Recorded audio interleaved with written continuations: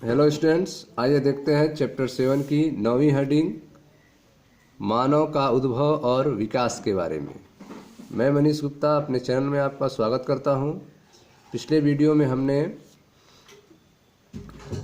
8 heading complete कर दिया है। आप पढ़ रहे हैं चैप्टर 7 विकास के बारे में।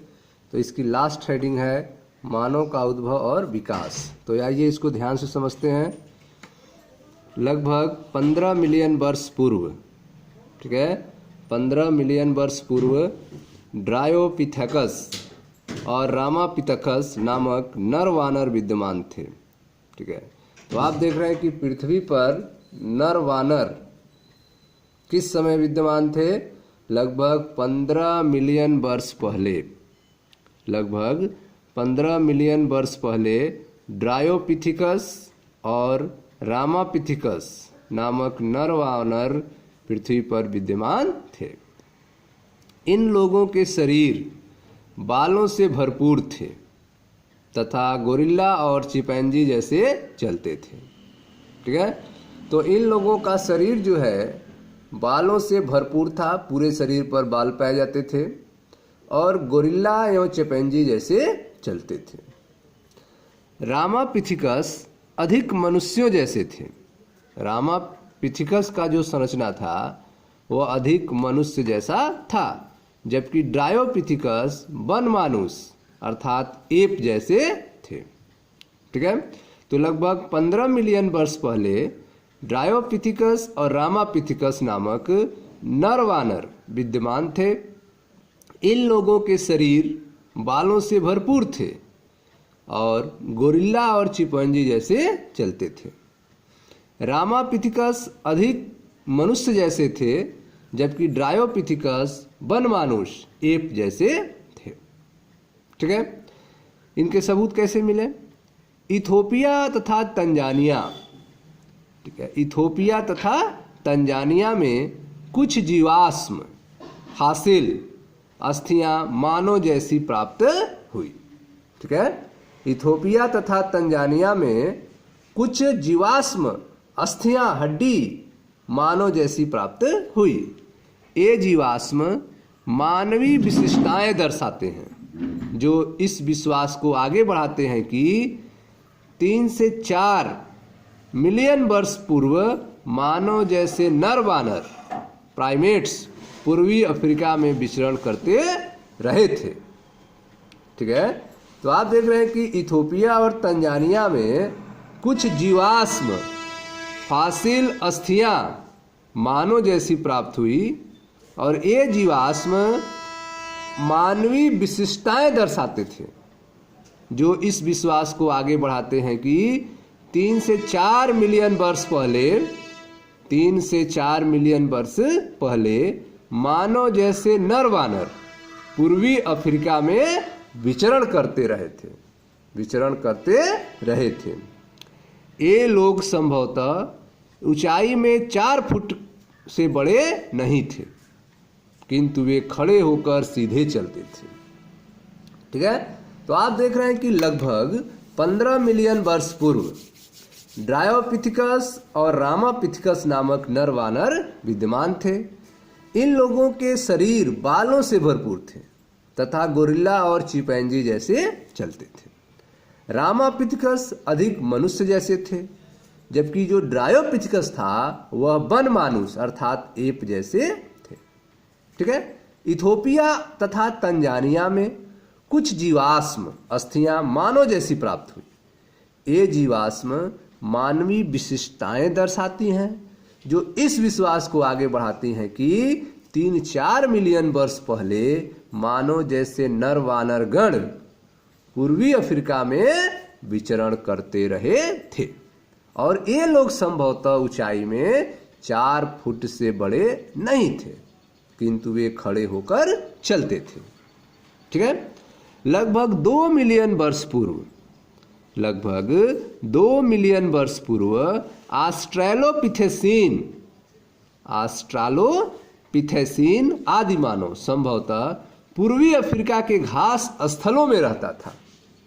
ठीक है, लगभग 2 मिलियन वर्ष पूर्व ऑस्ट्रालोपिथेसीन अर्थात आदि मानव संभवतः पूर्वी अफ्रीका के घास स्थलों में रहता था। साक्ष्य सबूत यह प्रकट करते हैं कि वे प्रारंभ में पत्थर के हथियारों से शिकार करते थे, किंतु प्रारंभ में फलों का ही भोजन करते थे। ठीक है, तो लगभग 2 मिलियन वर्ष पूर्व ऑस्ट्रेलोपिथेसीन आदि मानव संभवतः पूर्वी अफ्रीका के घास स्थलों में रहता था। साक्ष्य यह प्रकट करते हैं कि वे प्रारंभ में पत्थर के हथियारों से शिकार करते थे, किंतु प्रारंभ में फलों का ही भोजन करते थे। खोजी गई अस्थियों में, ठीक है, खोजी गई अस्थियों में से कुछ अस्थियां बहुत ही भिन्न थीं। ठीक है, जो बोन्स खोजे गए हैं, हड्डियां खोजी गई हैं, उनमें से कुछ अस्थियां जो हैं बहुत ही भिन्न थीं।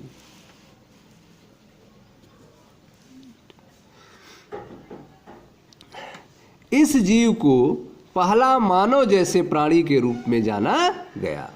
ठीक है, इस जीव को पहला मानव जैसे प्राणी के रूप में जाना गया और उसे होमो हैबिलिस कहा गया था।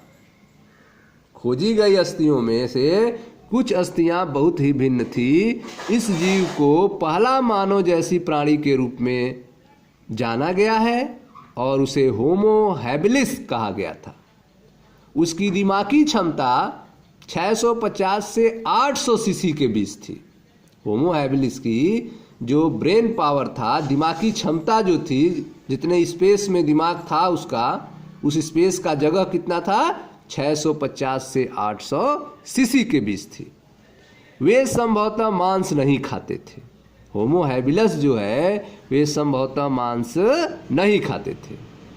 1991 में जावा में खोजे गए जीवाश्म ने 1991 में जावा में खोजे गए जीवाश्म ने अगले चरण के बारे में भेद प्रकट किया। यह चरण था होमो इरेक्टस, जो 1.5 मिलियन वर्ष पूर्व हुआ। ठीक है, तो 1991 में जावा स्थल में खोजे गए जीवाश्म ने अगले चरण के बारे में जानकारी दी। यह चरण था होमो इरेक्टस, जो 1.5 मिलियन वर्ष पूर्व हुआ। यह कैसा था? होमो इरेक्टस का मस्तिष्क बड़ा था, जो लगभग 900 सीसी का था। होमो इरेक्टस का मस्तिष्क बड़ा था, जो लगभग 900 सीसी का था। होमो इरेक्टस संभवतः मांस खाता था। ठीक है, नियंडरथल मानव 1400 सीसी आकार वाले मस्तिष्क के लिए हुए। जो नियंडरथाल मानव थे उनके मस्तिष्क का आकार क्या था? 1400 सीसी आकार वाले मस्तिष्क के लिए हुए। 1 लाख से,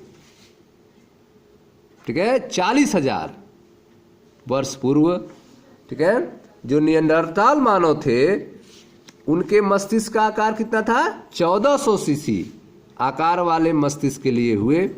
1 लाख से 40,000 वर्ष पूर्व लगभग पूर्वी एवं मध्य एशिया, 1 लाख से 40,000 वर्ष पूर्व लगभग पूर्वी एवं मध्य एशिया देशों में रहते थे।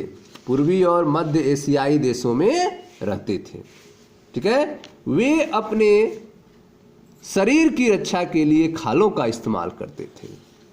ठीक है, जो नियंडरथल थे वे अपने शरीर की रक्षा के लिए खालों का इस्तेमाल करते थे और अपने मृतक को जमीन में गाड़ते थे। होमो सैपियंस अर्थात मानव अफ्रीका में विकसित हुआ। ठीक है, होमो सैपियंस अफ्रीका में विकसित हुआ और धीरे धीरे महाद्वीपों से पार पहुंचा था तथा विभिन्न महाद्वीपों में फैला था। इसके बाद वह भिन्न जातियों में विकसित हुआ। ठीक है, तो होमो सैपियंस अर्थात मानव अफ्रीका में विकसित हुआ और धीरे धीरे महाद्वीपों से पार पहुंचता था तथा विभिन्न महाद्वीपों में फैला था। इसके बाद वह भिन्न जातियों में विकसित हुआ। 75,000 से 10,000 वर्ष के दौरान ठीक है। 75,000 से 10,000 वर्ष के दौरान हिम युग में यह आधुनिक युगीन मानव पैदा हुआ। ठीक है, तो 75,000 से 10,000 वर्ष के दौरान हिम युग में, आइस एज में, यह आधुनिक मानव पैदा हुआ, होमो सैपियंस सैपियंस। ठीक है, मानव ने प्राग ऐतिहासिक गुफा चित्रों की रचना लगभग 18,000 वर्ष पूर्व हुई। ठीक है, मानव ने प्राग ऐतिहासिक गुफा चित्रों की रचना लगभग 18,000 वर्ष पूर्व हुई। कृषि कार्य लगभग 10,000 वर्ष पूर्व आरंभ हुआ। ठीक है, जो कृषि कार्य थे वे लगभग 10,000 वर्ष पूर्व आरंभ हुए और मानव बस्तियां बनाना शुरू हुई। मानव ने अपनी बस्तियां बनाना शुरू की। बाकी जो कुछ हुआ वह मानव इतिहास या वृद्धि का भाग है और सभ्यता की प्रगति का हिस्सा है। ठीक है स्टूडेंट्स, यह था मानव विकास के बारे में। ठीक है, तो आप देख रहे हैं कि 75,000 से 10,000 वर्ष के दौरान हिम युग में आधुनिक युगीन मानव पैदा हुआ, होमो सैपियंस सैपियंस पैदा हुए। मानव ने ऐतिहासिक गुफा चित्रों की रचना लगभग 18,000 वर्ष पहले हुई। कृषि कार्य लगभग 10,000 वर्ष पूर्व आरंभ हुआ और मानव बस्तियां बनाना शुरू हुई। बाकी जो कुछ हुआ वह मानव इतिहास या वृद्धि का भाग और सभ्यता की प्रगति का हिस्सा है। ठीक है, यह देखें चित्र 7.11। आधुनिक वयस्क मानव, शिशु चिंपैंजी और वयस्क चिंपैंजी की खोपड़ियों की तुलना। शिशु चिंपैंजी की खोपड़ी अधिक मानव सम है अपेक्षाकृत वयस्क चिंपैंजी खोपड़ी के। ठीक है, तो यहाँ पे आप देख रहे हैं कि 3 फिगर बना हुआ है। ठीक है, जिसमें यह आपका वयस्क चिंपैंजी है। ठीक है, वयस्क चिंपैंजी का यह खोपड़ी है, उसका फिगर है। यह शिशु चिंपैंजी है जिसका खोपड़ी और फिगर देख रहे हैं, और यह वयस्क मानव है जिसका खोपड़ी और फिगर आप देख रहे हैं। तो शिशु चिंपैंजी की खोपड़ी अधिक मानव के सम थी।